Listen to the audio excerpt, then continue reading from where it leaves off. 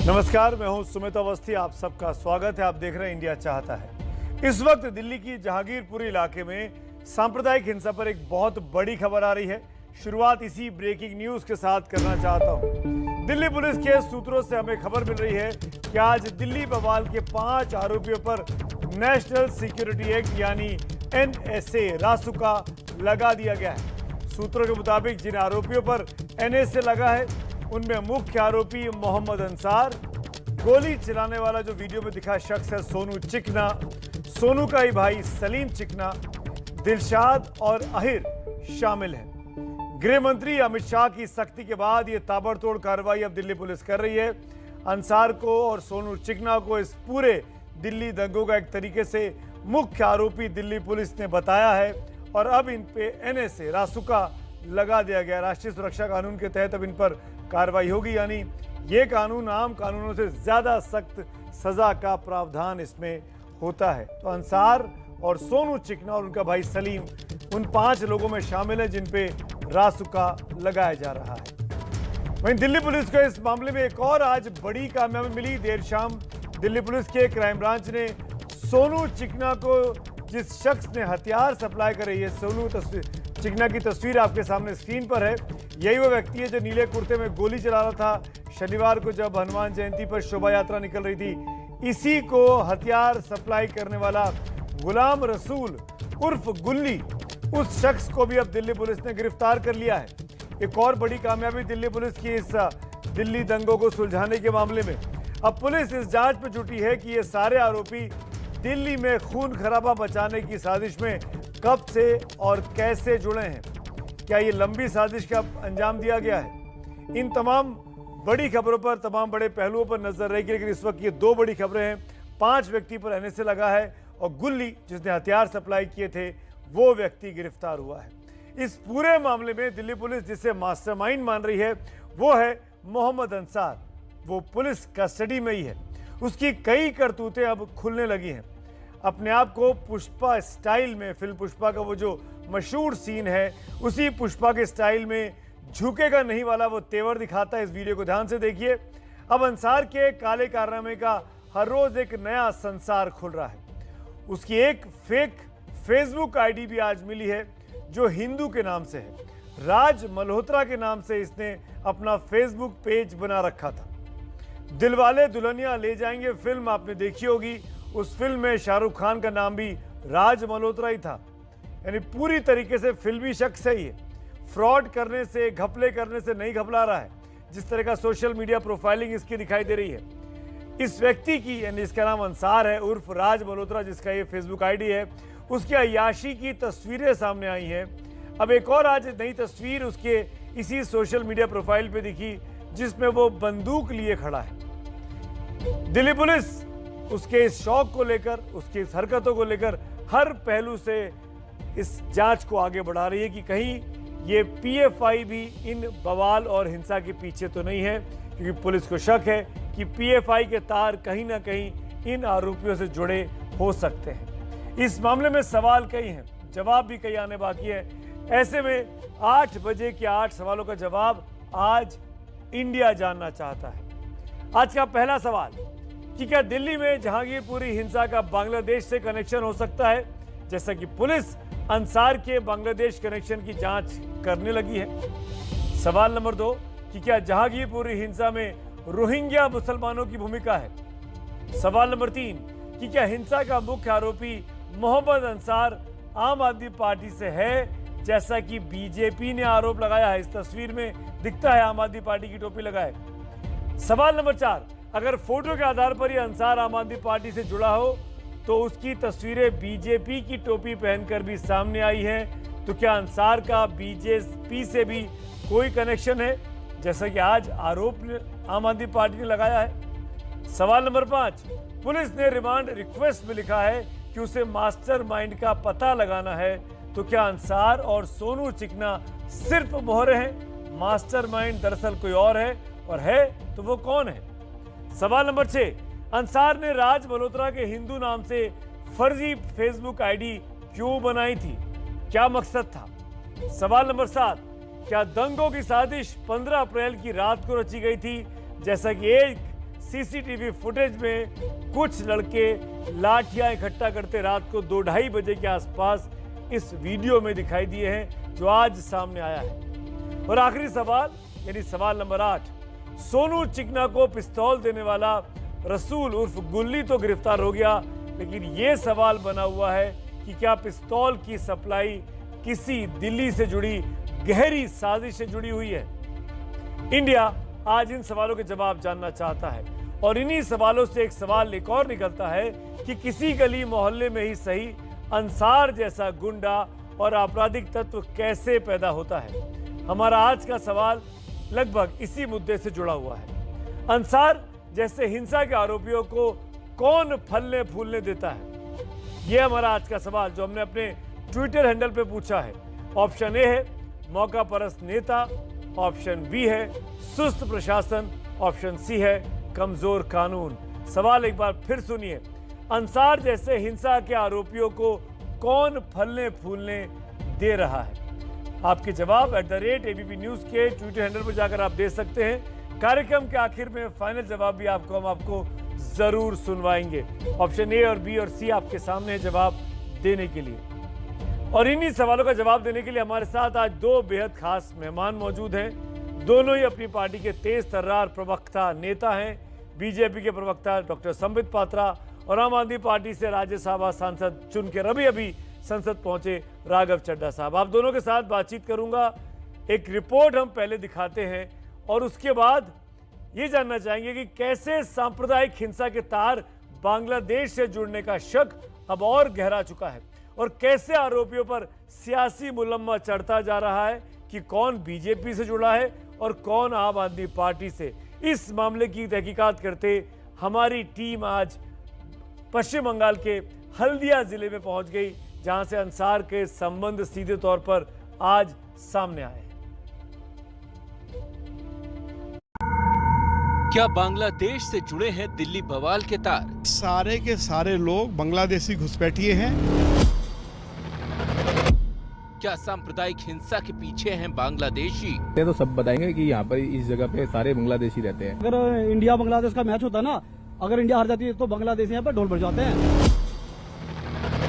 क्या रोहिंग्या मुसलमानों की साजिश थी सांप्रदायिक हिंसा? बड़ा उनकी करतूत है, उसमें बांग्लादेशी रोहिंग्या भी शामिल है। ये सारे सवाल इसलिए उठ रहे हैं क्योंकि हिंसा के मास्टरमाइंड माने जाने वाले अंसार का बांग्लादेश कनेक्शन सामने आ रहा है और उसकी कुंडली अब दिल्ली पुलिस खंगाल रही है।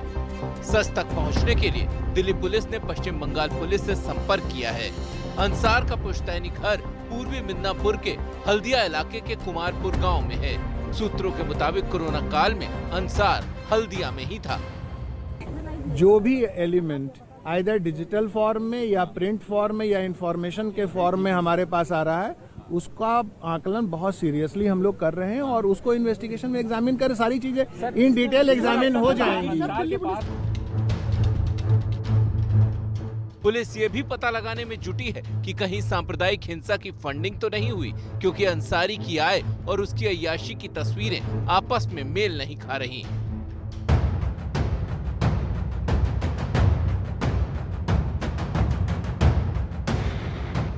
कहीं वो शराब की महंगी बोतलों के साथ दिख रहा है तो कहीं हाथ में बंदूक लिए पोज दे रहा है, कहीं नोट लहराते दिख रहा है, कहीं सोने की मोटी मोटी चेन और अंगूठी पहने दिख रहा है। साधारण मोबाइल की दुकान चलाने वाले के पास आखिर इतना पैसा आया कहां से? इसी सवाल के तह तक पहुंचने के लिए क्राइम ब्रांच की टीम अंसार और उसके साथियों की बैंक डिटेल जुटा रही है ताकि संभावित फंडिंग की जांच हो सके। कॉल रिकॉर्ड भी खंगाले जा रहे हैं ताकि पता चल सके कि अंसार कहीं बांग्लादेश में तो किसी के संपर्क में नहीं था।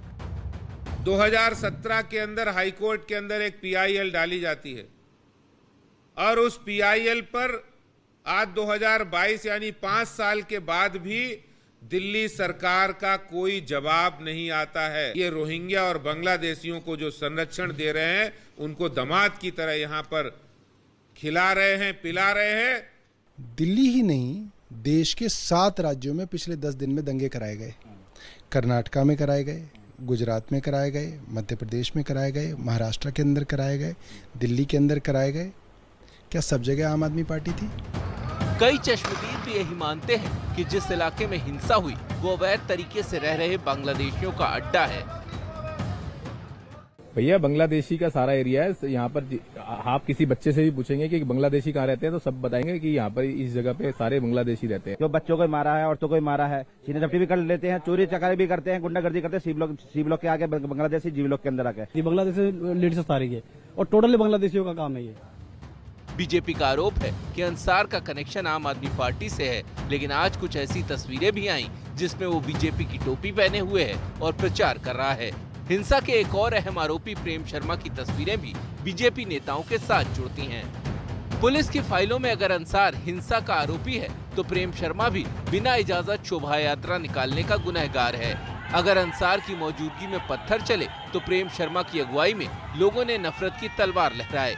16 अप्रैल के बाद से प्रेम शर्मा फरार है और खुद आगे आने की जगह दोस्तों के जरिए सफाई पेश करवा रहा है। जल्दी आपके सबके सामने आएंगे जब सिर्फ एक व्यक्ति को जिसने परमिशन ली है। कैसे नाम आया प्रेम जी का? क्योंकि उन्होंने अपने नाम से उसकी परमिशन ली है, इसलिए उनको गिरफ्तार किया। अंसार गिरफ्तार है, लेकिन कई किरदारों के गिरेबां तक पुलिस का हाथ पहुंचना बाकी है। तभी पता चलेगा कि हिंसा की जड़ें कितनी गहरी और साजिश कितनी बड़ी थी। अंसार का संसार कितना काला है और कितना उजला है, इस पर बात करेंगे। खास मेहमान मेरे साथ बने हुए हैं, संबित पात्रा जी हैं, राघव चड्ढा जी हैं। राघव जी, मेरा पहला सवाल आपसे, आप जानते हैं मोहम्मद अंसार को? जी मैं बिल्कुल नहीं जानता मोहम्मद अंसार को। बताया जा रहा है कि मोहम्मद अंसार मुख्य आरोपी हैं इस पूरे जहांगीरपुरी दंगे की, पूरे वायलेंस की। मॉब को लीड किया उन्होंने। और आज जो सनसनीखेज तस्वीरें आई हैं जो मैं आपके चैनल पे रख रहा हूँ, ये अंसार भारतीय जनता पार्टी की टोपी पहनकर प्रचार कर रहे हैं। लोकल आप पता करेंगे तो आपको जानकारी मिलेगी कि ये बीजेपी के ठीक ठाक स्तर के नेता हैं। इनके कहने पर एक मिसेस बजाज है, संगीता बजाज, उनको टिकट दी गई, उनके लिए वो प्रचार करते नजर आ रहे हैं। उनके कैंपेन मैनेजर बनके उन्होंने पूरा कैंपेन संभाला। ये संगीता बजाज जी हैं, भाजपा की प्रत्याशी, उनके साथ अंसार खड़े हैं। और सीधे तौर पे ये भारतीय जनता पार्टी मेरे पास भी है का, उनके लफंगों का काम है। एक तस्वीर मेरे पास भी है, मैं कंप्लीट कर लेता हूँ फिर सुमित भाई। नहीं, एक तस्वीर हमारे पास भी है अंसार की, वो आम आदमी पार्टी की टोपी पहने हुए है। उस पर भी तो कुछ बताइए। देखिए दो चीजें हैं इसमें। आप भी अपना रिपोर्टर भेजेंगे लोकली, आप पता करा लीजिए। अंसार भाजपा का लोकल नेता है, उसके कहने पे संगीता बजाज जी को टिकट दी गई, वो मुख्य भूमिका निभाई उसने उनके चुनाव में। और आज ये बात नहीं, मैंने आपकी ये बात सुन ली, दर्शकों ने भी सुन ली। मैं सिर्फ इतना जानना चाह रहा हूँ राघव भाई, दूसरी चीज, आम आदमी पार्टी की टोपी लगाई तस्वीर क्यों है? ये इसका क्या आम आदमी पार्टी से कोई संबंध रहा है? भाजपा के पहले क्या ये आप में था या भाजपा के बाद आप में आया? स्क्रीन दिखा रहे, तस्वीर दिखा रहे हैं। इस शख्स का हमारी पार्टी से कोई लेना देना नहीं है दूर दूर तक। ये अक्सर गुंडे और ऐसे लोग भारतीय जनता पार्टी में ही पाए जाते हैं। अभी आपने देखा कि आज से 10-12 दिन पहले दिल्ली के मुख्यमंत्री के घर पे हमला होता है, भाजपा के गुंडे हमला करते हैं, भाजपा का एक सांसद उस मॉब को लीड करता है, वो लोग अरेस्ट हो जाते हैं, बेल पे उनकी रिहाई होती है और रिहाई होने के बाद वो सीधा जेल से भाजपा प्रदेश अध्यक्ष के साथ प्रदेश कार्यालय में आते हैं, सामने मीडिया के सामने उन्हें सम्मानित किया जाता है। ये भारतीय जनता पार्टी, सुमित भाई, आप और हम जानते हैं, अक्सर गुंडों की पार्टी कही जाती है। इसे बीजेपी का मतलब आज के समय भारत की जाहिल पार्टी हो गया है, भारतीय जनता पार्टी नहीं रहा। संबित पात्रा से जवाब दूंगा, वो आपके बीच में नहीं बोल रहे हैं। एक सवाल और, एक बात और राघव भाई, समय दे दीजिए राघव भाई, एक बात और, रामनवमी से अगर तस्वीर, अगर आम आदमी पार्टी के साथ तस्वीर है तो गलत है, बीजेपी के कैंडिडेट के साथ तस्वीर है तो ठीक है। ये कैसा पैमाना हुआ नापने का? अलग अलग तरीके से आप नाप रहे हैं भाई। आपकी तस्वीर गलत है, उनकी तस्वीर ठीक है। देता हूं मैं आपको आम आदमी पार्टी की ओर से, और आप अपना पत्रकार कोई भेज कर देख लीजिए। इस शख्स का कोई हमारे साथ तो लेना देना नहीं है। न जाने कौन सी तस्वीर फैला रहा है, कौन सी तस्वीर है, ना हमारा इस शख्स से कोई वास्ता है, ना इसका हमारी पार्टी से कोई वास्ता है। और अगर वास्ता होता हम 1 मिनट में इसको बाहर निकाल देते। जैसे कि आपने देखा ताहिर हुसैन का मामला आया, 1 सेकंड में उसे पार्टी से बर्खास्त किया। ये शख्स भाजपा का नेता है, भाजपा का चुनाव प्रचार करता है, संगीता बजाज को टिकट दिलवाई इसने, संबित जी जवाब दीजिए। भूमिका निभाई इसके चुनाव में। और ठीक। 1 मिनट बस मैं खत्म कर लूं। हनुमान जयंती से लेकर सुमित भाई, रामनवमी से लेकर हनुमान जयंती तक पिछले 10 दिन में पूरे हिंदुस्तान में 7 राज्यों में दंगे हुए। तो सरकार केवल दिल्ली में है और कानून व्यवस्था भी हमारे पास नहीं है, कानून व्यवस्था भी इनके पास है। फिर भी 7 राज्यों में, कर्नाटक से लेकर मध्य प्रदेश तक दंगे होते हैं। ये कौन कराता है दंगे? आज इस तस्वीर से साफ हो गया, ये दंगे भाजपा ही वास्तव में कराती है। भारतीय जनता पार्टी सुमित भाई गुंडों और लफंगों की पार्टी बन चुकी है। मैं आपको एक और आंकड़ा दे देता हूं। मैं आता हूं। 2016 से आपने लेकर बहुत सारे 2020 आरोप तक, लगा दिए हैं संबित 2016 पात्रा के से ऊपर, लेकर उनकी पार्टी के 2020 ऊपर। तक लेट हिम भारत में रिस्पॉन्ड, हुए लेट हिम हैं। रिस्पॉन्ड। ठीक है इस सरकार में इतने दंगे हुए संबित जी, 2016 से लेकर 2020 तक। ठीक और है राघव आखिरी भाई, सवाल, आपके बीच में संबित पात्रा बिल्कुल नहीं बोले, मैं ये उम्मीद करूंगा अब आप भी लाभार्थी कौन है? सुनेंगे। संबित जी मेरे सवाल कुछ आपसे है। इनसे बीजेपी पूछिएगा, के दंगे से फायदा किसको होता है? बीजेपी दंगे के से सिर्फ कैंडिडेट के भाजपा को फायदा साथ होता है। तस्वीरें आई हैं सामने, अंसार, मोहम्मद अंसार की। संबित पात्रा, आप जानते हैं मोहम्मद अंसार को? किस पद पर है वो आपकी पार्टी में स्थानीय स्तर पर?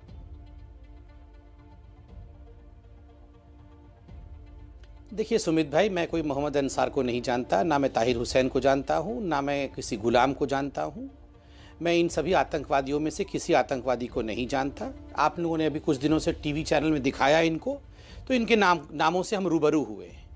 टोपी तो इन्होंने आम आदमी पार्टी की पहनी हुई है, आप भी दिखा रहे हैं। मगर मैं उससे बड़े लार्जर इशू पे जाऊंगा। यहाँ भारतीय जनता पार्टी को जाहिल, गंवार, गुंडा, लफंगा, और ये आपने पूछा कि जहांगीरपुरी में किन लोगों ने ये आतंकवादी हमले किए, दंगे किए, तो यहाँ आम आदमी पार्टी के प्रवक्ता ने कहा उन्हीं लोगों ने किए जिन्होंने अरविंद केजरीवाल के घर के सामने प्रदर्शन किया था, जिनका गारलैंडिंग हुआ था। मतलब शर्मा, अग्रवाल, गुप्ता, यही लोग थे, वो 8 लोग इन्होंने किए, बाकी लोगों ने नहीं किए। मैं इसके गर्त पर आता हूँ। देखिए ये ऐसा क्यों होता है कि ये जितने दंगे होते हैं, चाहे रामनवमी के शोभा यात्रा के हो, चाहे हनुमान जयंती जी के शोभा यात्रा पे हो, ये देश के भिन्न भिन्न जगहों पे होते हैं, तो उसमें कॉमन फिनोमिना होता है, पैटर्न होता है। एक मस्जिद होती है, एक तथाकथित कोट अनकोट मुस्लिम इलाका होता है, जिसमें जनरली हम लोगों को कह दिया गया है कि मुस्लिम इलाके से नहीं जाना चाहिए, यहाँ तो कुछ भी हो सकता है। तो एक मस्जिद होती है, मस्जिद के छत के ऊपर और उनके घरों के आसपास के छतों के ऊपर पहले से पत्थर, पेट्रोल बम, सिल्लियाँ, ये सब पहले से रखी हुई होती हैं। आपने भी एक वीडियो दिखाया, 16 तारीख को यहाँ हनुमान जयंती की यात्रा थी, मगर 15 तारीख को ये सारी चीज़ें इकट्ठी की जा रही थी, मतलब पूर्व नियोजित था। उसके बाद आप देखेंगे कि इसमें पीएफआई का भी नाम आएगा। एक फंडिंग अभी आपने दिखाया, जो मोहम्मद अंसार है, उसके जो रिसोर्सेज ऑफ इनकम है और जो जीने का प्रक्रिया है, इसमें मालूम पड़ता है कहीं ना कहीं से इसको फंडिंग हो रहा था। ये होता है। और ये मुझे एक बात समझ में नहीं आता है, ये सब कुछ होने के बाद ये जो अपोजिशन पार्टीज़ हैं, इनको सारे पुलिस में दोष नजर आता है, कानून की व्यवस्था में दोष नजर आता है, इनको हिंदुओं में दोष नजर आता है, इनको सब में दोष नजर आता है, बीजेपी में दोष नजर आता है। किंतु जो हकीकत है, ये गुलाम, ऑपोजिशन पार्टी के ऊपर जब आप सवाल खड़े कर रहे हैं, भाई मैं बिल्कुल वो राघव चड्ढा जवाब बोल दूंगा आज। देंगे। लेकिन संबित भाई मेरे एक सवाल का जवाब दीजिए। आपने कहा कि मस्जिद के ऊपर हथियार इकट्ठा होते हैं, पत्थर इकट्ठा होते हैं, फला ढिमकाना, तो ये तो स्थानीय लोकल इंटेलिजेंस का फेलियर है। ये चीजें इकट्ठी होती रही और पुलिस कुछ नहीं कर रही थी, और पुलिस, इसका मतलब कहां आपके ऊपर सवाल खड़े हो गए। ठीक है, क्या कर रही थी पुलिस? मैं जवाब देता हूं। सुमित भाई, पहले तो ये मस्जिद के छतों के ऊपर और घरों के छतों के ऊपर फलाना ढिमकाना नहीं होता है।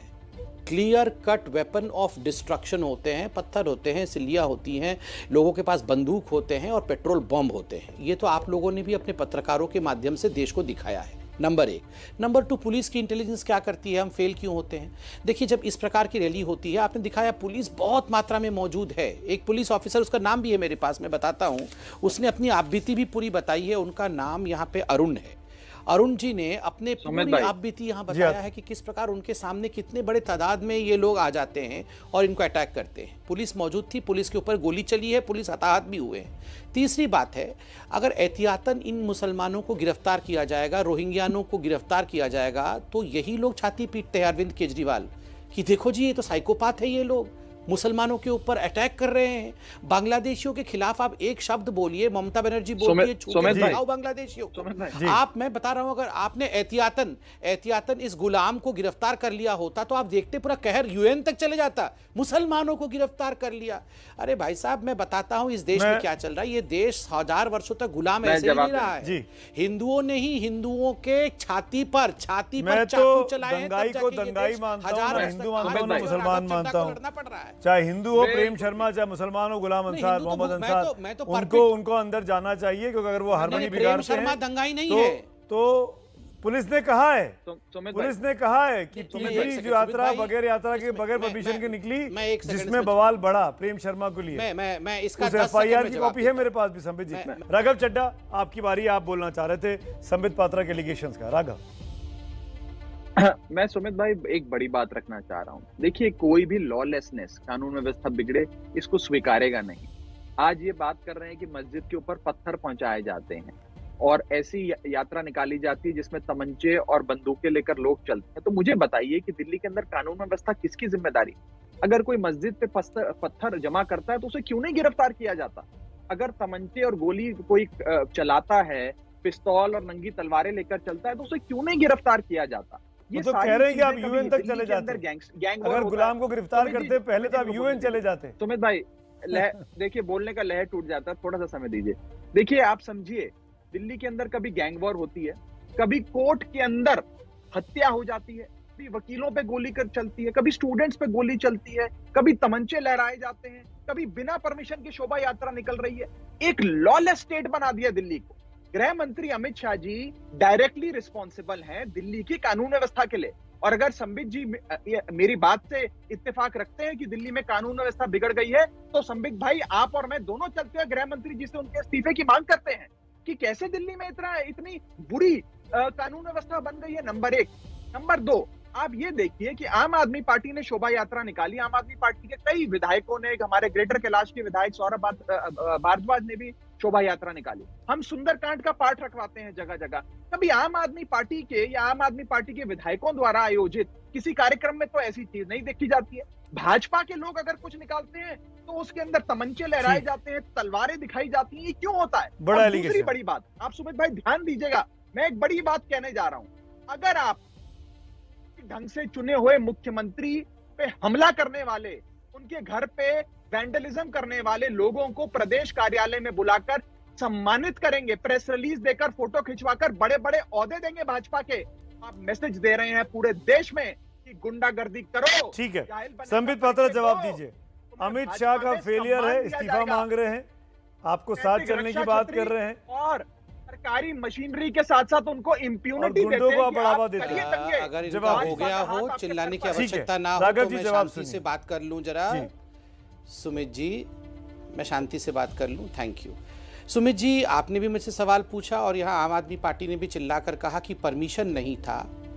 परमिशन नहीं होने के कारण प्रेम शर्मा को गिरफ्तार करना, और कहीं ना कहीं ये हिंदुओं का दोष था कि परमिशन नहीं था इस रैली का। सुमित भाई, आप भी जानते हैं हकीकत क्या है। इस देश में मैं आपको 1000 ऐसे सड़कों का नाम दूंगा जहां बिना परमिशन के फ्राइडे को वो सड़कें बंद होती है और हम भी शोभा यात्रा निकालते हैं। सुमित भाई, मैं तो बीच में, सुमित भाई, मैं तो किसी के बीच में चिल्लाता नहीं, लेकिन बस बात इन्होंने हमें जाहिल तक शब्द कह दिया, मैं फिर भी नहीं चिल्लाया। सुमित भाई, आप कंट्रोल कर सकते हैं तो प्लीज कंट्रोल करिए, मैं इनके बीच में चिल्लाता नहीं। वो शांत है, आप बोलिए। मैं कोई दंगे नहीं करता हूं, वरना मैं शांति से बैठूंगा। कोई नहीं सुमित भाई, देखिए सुमित भाई, जरा आम आदमी पार्टी के प्रवक्ताओं को समझाइए कि आराम से बात करना सीखे। इस प्रकार चिल्ला चिल्ला करके अधैर्य होकर बात करने की कोई आवश्यकता नहीं है। ये यहाँ कोई एलिगेशन लगाते हैं, बाद में अरविंद केजरीवाल जाके पैर पकड़कर अरुण जेटली और नितिन गडकरी का नाक रगड़ के माफी मांगते हैं। Oh I am so sorry Arun Jaitley ji, माफ कर दीजिए प्लीज, हम कोर्ट केस विड्रॉ कर लीजिए। ओ गडकरी जी, मेरे से गलती हो गई, वहां तो एलिगेशन लगा दिया था, मेरे से माफ। तो ये सब नाक रगड़ू पार्टी है। ये अरविंद केजरीवाल एक नंबर का नाक रगड़ू है, ये क्या करेगा यहाँ चिल्लाता। सुनो, शांति से सुनो मेरे भाई। देखो, ये जो हिंदुओं के लिए कहा कि हिंदू दोषी है क्योंकि परमिशन नहीं लिया, 1000 सड़क पे नमाज होते हैं जिस पे परमिशन नहीं लिया जाता है। मुझे एक बताइए जिस पे हिंदुओं ने पत्थरबाजी कर दी क्योंकि परमिशन नहीं था। यहां आम आदमी पार्टी बोल रहे हैं अगर परमिशन नहीं लोगे तो यही होगा, यही होगा परमिशन। अगर परमिशन नहीं है और आप एक इलाके से चले जाओ, आप कहेंगे कि ये मुस्लिम इलाका है, आप इसमें आ गए। आज हिंदुस्तान में हमारे हिंदू भाइयों के साथ ये होगा कि ये इलाका मुस्लिम इलाका है, इसमें आप नहीं आ सकते। यहाँ आएंगे तो आपके ऊपर पत्थरबाजी होगी। कितने हिंदुओं ने पत्थर मारे हैं नमाजियों के ऊपर, मेरे भाई मुसलमानों के ऊपर कितने हिंदुओं ने पत्थर मारे हैं जो बिना परमिशन के नमाज पढ़ते हैं, आप मुझे बता दीजिए। दूसरी बात, इन्होंने कहा पूरे देश में दंगे इसलिए हो रहे हैं क्योंकि भारतीय जनता पार्टी ने अरविंद केजरीवाल के घर का वेंडलिज्म कर दिया। आप आतंकवाद को इस तरह से जस्टिफाई कर रहे हैं। ये जो गोली चली है जिसमें पुलिस ऑफिसर एक घायल पड़ा हुआ अस्पताल के अंदर, एक व्यक्ति मारा गया कर्नाटक के अंदर, आपके करौली में, आपके मध्य प्रदेश में जिस प्रकार की गुंडागर्दी हुई है, आप बताइए इसके लिए अरविंद केजरीवाल जी के घर के बाहर जो प्रदर्शन हुआ वो जिम्मेदार है या एक ऐसी मानसिकता है जिस मानसिकता में अगर मैं बम, शांति से बैठिए, बात में चिल्लाइएगा, ऐसे जाहिलों की तरह बिहेव मत करिए, शांति से बैठिए। देखिए जिस तरह का एक मेंटालिटी है जो बाद में जाकर चिल्लाती है और बम फोड़ देती है अल्लाह अकबर बोलकर, जो बम फोड़ के अल्लाह अकबर के नाम पे कहती है कि मुझे 72 हुरे मिलेंगी, आप उसको यहाँ पर क्लीन चिट दे रहे हैं कि हिंदू। और देखिए जिन लोगों को गिरफ्तार करवाया था अरविंद केजरीवाल जी के कंप्लेंट के ऊपर मेरे घर के सामने, उनमें कोई अग्रवाल है, कोई गुप्ता है, कोई शर्मा है। ये अग्रवाल, कोई भी गुप्ता और कानून शर्मा तोड़े, आतंकवादी मेरा तो मानना है कि वो अपराधी है। ये अरविंद केजरीवाल कह रहे हैं कि ये मजहब नहीं देखना चाहिए, जो मजहब हिंदुस्तान का सांप्रदायिक माहौल बिगाड़े, आप मुझे चाहे वो अंसार हो, चाहे वो गुप्ता हो, अग्रवाल हो, अवस्थी हो, कोई हो, उसको अरेस्ट करना चाहिए। ना गुप्ता ना, मैं आपत्ति करता हूँ, गुप्ता नहीं बिगाड़ सकता है। गुप्ता ने नहीं बिगाड़ा है, वेंडलिज्म करे, जो दंगों को करे, जो गुंडाई को बढ़ावा करे, कोई भी धर्म का क्यों ना हो, नहीं, गुप्ता दंगा नहीं करता है। का कोई मजाक नहीं होता। राघव चड्ढा जवाब दीजिए। नहीं, राघव चड्ढा जवाब। बिल्कुल सही बात है, मगर गुप्ता दंगाई नहीं है। आम आदमी पार्टी के कहने से गुप्ता आतंकवादी नहीं हो जाएगा। एबीपी पे दंगा नहीं होना चाहिए। ये जो कह रहे हैं कि जहांगीरपुरी में जो हुआ है वो इसलिए हुआ क्योंकि गुप्ता और शर्मा जो थे वो अरविंद केजरीवाल गुंडागर्दी करेंगे तो हम शांत हो जाएंगे। गुप्ता और शर्मा दंगाई हो गए, गुंडागर्दी के सामने गुप्ता और शर्मा जो है आतंकवादी हो गए, शांत कराना पड़ेगा। मैं गुप्ता और शर्मा को आतंकवादी नहीं मानता। कराना पड़ेगा, समझ लो। राघव जी जवाब दीजिए, आपकी बारी। देखिए सुमित भाई, बड़ा रोमांचक है कि आपने लॉ एंड ऑर्डर पे सवाल किया कि क्या गृह मंत्री नहीं संभाल पा रहे दिल्ली का लॉ एंड ऑर्डर। कभी गैंग वॉर होती है, कभी वकीलों पे गोली चढ़ती है, कभी तमंचे लेकर लोग सड़कों पे उतरे हुए हैं, मस्जिदों पे पत्थर इकट्ठे हो रहे हैं, तो क्या कर रहे हैं गृह मंत्री? संबित भाई ने उसका जवाब नहीं दिया, पतली गली लेकर निकल गए और इधर उधर की कहानी बनाने लग गए। मैं आपको कहना चाहता हूं, अगर आपसे नहीं संभल रही दिल्ली की कानून व्यवस्था, दे दीजिए अरविंद केजरीवाल को सड़क पर खड़े होकर जवाब दे रहे हैं, आपको कैसे दिल्ली के अंदर लॉ एंड ऑर्डर कायम होता है। पंजाब में भी हमारी सरकार है, कानून व्यवस्था भी दे दो, शोभा यात्रा निकली तो दिखाएंगे वो। सुंदरकांड का पाठ हुआ, अमानतुल्लाह खान को होम मिनिस्टर बना दो तो वो शोभा यात्रा हमने निकाली, वहां पर तो नहीं हुआ दंगा। दंगे आपके इष्ट देव हनुमान जी कब से हो गए? आपके तो सर्वे सर्वा इनको शांत कराएं है भैया, इनको शांत कराएं। इष्ट देव हनुमान जी हो गए, बीच में नहीं बोल रहा है, कंपनी के इष्ट देव हनुमान जी, गर्दी का परिचय देंगे, आपको शांत कराना पड़ेगा। खान है आपके इष्ट, सब कुछ आपके इष्ट वेस्ट, सब कुछ अमानतुल्लाह खान है, वो अमानतुल्लाह खान से डिक्टेट। अरे भैया संबित जी आपके बीच में राघव नहीं बोले थे। संबित जी और ताहिर जी, संबित जी कुछ मिनट बाकी है, अच्छा शालीनता से डिबेट चल रहा है। Thank you. बोलिए, थोड़ा बहुत बोला था, ठीक है। तीन चीजें कहना चाहता हूँ। अमेरिका में अगर कोई गुंडागर्दी करता है तो वो जेल जाता, हिंदुस्तान में कोई गुंडागर्दी करता है तो वो भारतीय जनता पार्टी में जाता। यूरोप के किसी देश में किसी की बहन बेटी को कोई छेड़ता है तो उसकी जगह जेल में है। हिंदुस्तान में बहन बेटी को छेड़ने वाले शख्स की जगह भारतीय जनता पार्टी में। उन्नाव रेप की बात हो, हाथरस रेप की बात हो, या किसानों को अपनी गाड़ी के नीचे बेरहमी से कुचलने की बात हो, वैलेंटाइंस डे की बात हो, या किसी फेस्टिवल की बात हो, हर जगह गुंडागर्दी और दंगई भारतीय जनता पार्टी करती है। गुंडों का, लफंगों का कोई मजहब नहीं होता सुमित भाई। भाजपा भारत की जाहिल पार्टी बन चुकी है, गुंडागर्दी करती है सरेआम, और ये आज हमें धर्म और राष्ट्रभक्ति सिखाते हैं। ये इनके पूर्वज तेजों की मुखबरी करते थे, आईएसआई से पठानकोट की जांच करवाते हैं, पठानकोट हमले की। पीडीपी, अलगावादी लोगों के साथ इन्होंने सरकार बनाई। गुरु को शहीद कहने वाली पार्टी के साथ गठबंधन की सरकार ये लोग बनाते हैं। शहीदों के ताबूत में इन लोगों ने घोटाला किया।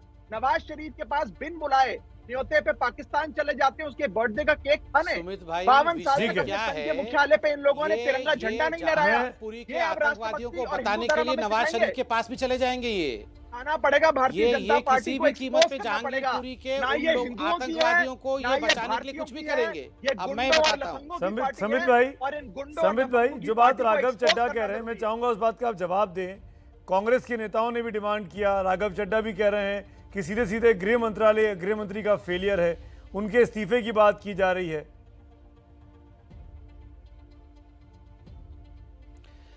देखिए सुमित भाई, पहले तो मैं जो लफंगा शब्द कम से कम 1000 बार यहाँ इस्तेमाल किया गया। लफंगे राशन कार्ड बनाते हैं, उनको लफंगा कहते हैं। आप भी जानते हैं राशन कार्ड इनके यहाँ कैसे बनता है, उनको लफंगे कहते हैं। और दूसरी बात यहाँ पर जो कहा गया कि यूएस में गिरफ्तारी होती है, फलाने में गिरफ्तारी होती है, मैं आपको बताता हूँ ये जो शोभा यात्राओं पर हमला हुआ है, पत्थरबाजी हुई है, कश्मीर में भी पत्थरबाजी हुई थी। कश्मीरी पंडितों के, वैसे मैं इनसे एक्सपेक्ट नहीं कर रहा हूँ कि ये हिंदुओं की प्लाइट को समझेंगे, ठहाके मार के हंसे थे। कश्मीरी पंडितों के दर्दनाक मृत्यु के ऊपर अरविंद केजरीवाल, हाँ ये क्या झूठे, ये हिंदू, ये झूठे बोलकर जिस प्रकार से इनकी टीम हंसी थी, हिंदू इनको कभी क्षमा नहीं करेगा। आप क्या सोचते हैं ये हिंदुओं के विषय को समझ सकेंगे? हाँ, ये सीरिया में जो हुआ, अफगानिस्तान में जो हो रहा है, आज स्वीडन में मस्जिद के बाहर पत्थरबाजी हुई है। आज स्वीडन के स्विस पुलिस के ऊपर वहां के कुछ संप्रदाय के लोगों ने गोली चलाई है कुरान के इशू को लेकर। वो भी बीजेपी के कारण हुई है, not because of mentality of a particular community. वो कोई पूरी कम्युनिटी खराब नहीं होती है। उस कम्युनिटी में कुछ लोग जो जिहादी होते हैं, कुछ लोग जो देश से अलगाववाद चाहते हैं। और मुझे बहुत तड़प के साथ कहना पड़ रहा है, इसको कितने पैसे दिए इस देश में ऐसे लोग हैं जो अपने प्रधानमंत्री को गाली दे सकते हैं, किंतु रोहिंग्यान को अपना भाई मानते हैं, बांग्लादेशियों को अपना भाई मानते हैं, कितने पैसे दिए भाजपा ने? फ्री वाईफाई देंगे, बांग्लादेशियों को ये फ्री पानी देंगे, फ्री पानी देते हैं ये बांग्लादेशियों और रोहिंग्यान को। और देखिए, जहां तक ताहिर हुसैन का सवाल है, यही राघव चड्ढा और संजय सिंह दोनों ने मिलकर प्रेस कॉन्फ्रेंस किया था और कहा था राघव, आपकी फ्री पॉलिटिक्स ने बर्बाद किया। बताइए, ताहिर हुसैन को फ्रेम किया गया है। लास्ट मिनट राघव, आपकी फ्री नहीं पूरा ये सब आतंकवादियों को फ्री देते हैं। और ये पूछिए राघव चड्ढा से पूछिए, ताहिर हुसैन को आम आदमी पार्टी ने बचाया था कि नहीं बचाया था? प्रेस कॉन्फ्रेंस बचाव में किया था कि नहीं किया था? ये तो हमने इनको एक्सपोज कर दिया तो ताहिर हुसैन से हाथ धोना पड़ा। मगर आपकी बात का जवाब दे रहे हैं। सिंह दोनों ने प्रेस कॉन्फ्रेंस किया था और कहा था कि ताहिर हुसैन जवाब दे रहे हैं। हिंदुओं ने ताहिर हुसैन को फंसाया है।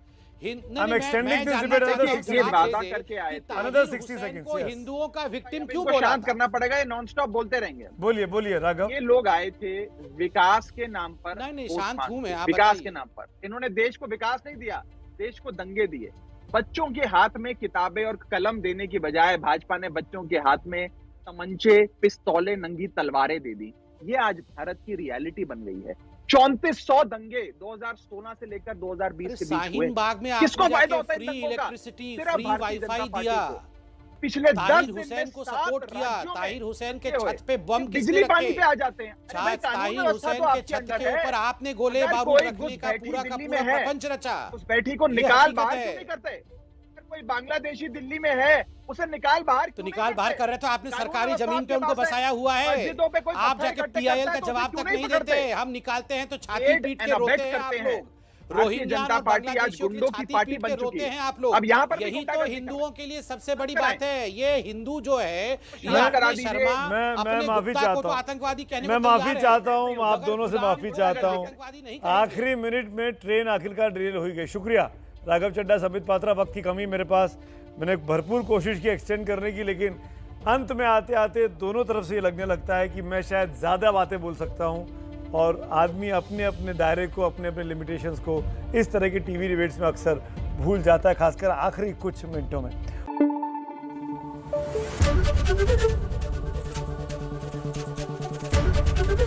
एबीपी न्यूज़ आपको रखे आगे।